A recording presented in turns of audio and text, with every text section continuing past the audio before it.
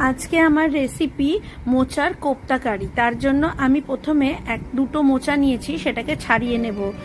জানি অনেকেই মোচা ছাড়াতে জানেন, কিন্তু যারা জানেন না তাদের জন্য আমি দেখিয়ে দিচ্ছি যে মোচাটার ভেতরে এই যে একটা শক্ত শিরা থাকে, এটাকে ফেলে দিতে হয়, আর একটা সাদা ছোট্ট একটা অংশ থাকে প্লাস্টিকের মতো, সেটা ফেলে দিতে হয়, কারণ এটা খেলে পেটে ব্যথা হয় এবং এটা খুব রান্নাতে শক্ত হয়ে থাকে।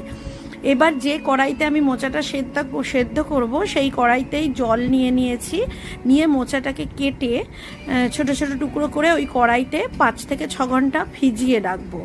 এইবার 5 থেকে 6 ঘন্টা বাদে কড়াইটা গ্যাসে বসিয়ে তাতে সামান্য নুন ও সামান্য হলুদ দিয়ে ওটাকে ভালো করে মোচাটা সেদ্ধ হওয়া অবধি সেদ্ধ করব।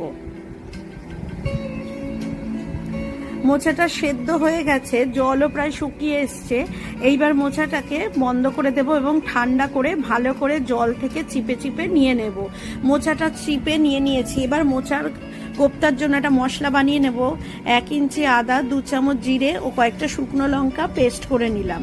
এবার ওই পেস্টের মধ্যে থেকে 2 চামচ মশলার পেস্ট, নুন, হলুদ, চিনি আর পরিমাণ মতো, আমার 2টো মোচা তাই জন্য 8 কাপ মতো বেসন দিয়ে ভালো করে মোচাটাকে মেখে নিলাম।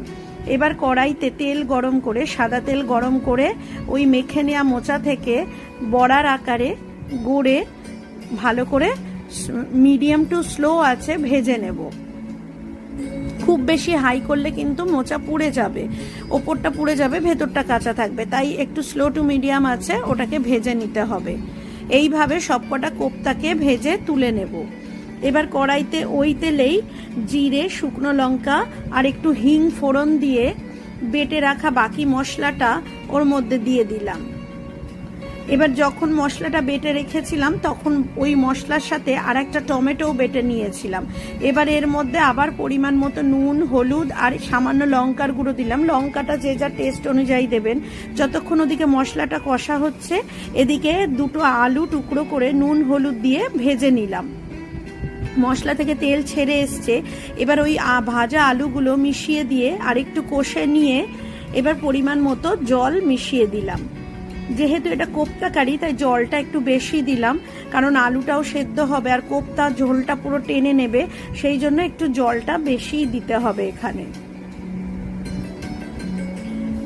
এবার কোপ্তাগুলো দেওয়ার পরে মিনিট 5-7 মতো ওটাকে রান্না করলাম, যাতে কোপ্তার ভেতরটায় মশলা আলা ঝোলটা ঢুকে যায়।